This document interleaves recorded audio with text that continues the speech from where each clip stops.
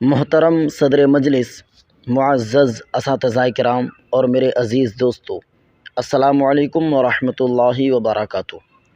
آج ہم یہاں اپنے وطن عزیز کے ایک اہم دن 26 جنوری کو منانے کے لیے جمع ہوئے ہیں، جو ہمارے قومی تہوار یوم جمہوریہ کے طور پر جانا جاتا ہے۔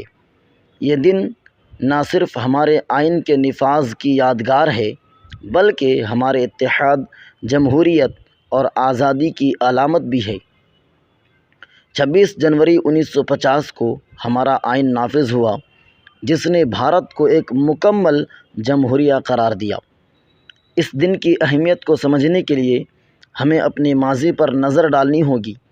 ہماری آزادی کی جد و جہد بے شمار قربانیوں سے بھری ہوئی ہے۔ ہزاروں لوگوں نے اپنی جانوں کا نذرانہ دیا تاکہ ہم آزاد فضا میں سانس لے سکیں۔ جمہوریت کا مطلب ہے عوام کی حکومت، عوام کے ذریعے اور عوام کے لیے۔ ہمارا آئین ہمیں مساوات، آزادی اور انصاف کے حقوق دیتا ہے۔ یہ ہمارے قومی اتحاد کو مضبوط کرتا ہے اور ہمیں ایک دوسرے کے ساتھ مل کر ترقی کرنے کی ترغیب دیتا ہے۔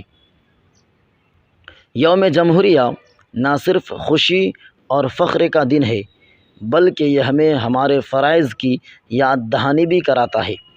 ہمیں یہ عہد کرنا چاہیے کہ ہم اپنے ملک کی ترقی اور خوشحالی کے لیے کام کریں گے، تعلیم، محبت اور بھائی چارے کو فروغ دیں گے اور ہر طرح کے فرقہ وارانہ اور سماجی تعصبات کو ختم کریں گے۔ ہمیں اپنے ان مجاہدین آزادی کو بھی یاد رکھنا چاہیے جنہوں نے اپنی جانوں کا نذرانہ دے کر یہ دن ممکن بنایا۔ آج ہمارا فرض ہے کہ ان کے خوابوں کو حقیقت میں بدلیں اور بھارت کو ایک مضبوط، خوشحال اور پرامن ملک بنائیں۔ آخر میں دعا کرتا ہوں کہ ہمارا ملک ہمیشہ ترقی کی راہ پر گامزن رہے اور ہم سب مل کر اس کا نام روشن کریں۔ السلام علیکم ورحمۃ اللہ۔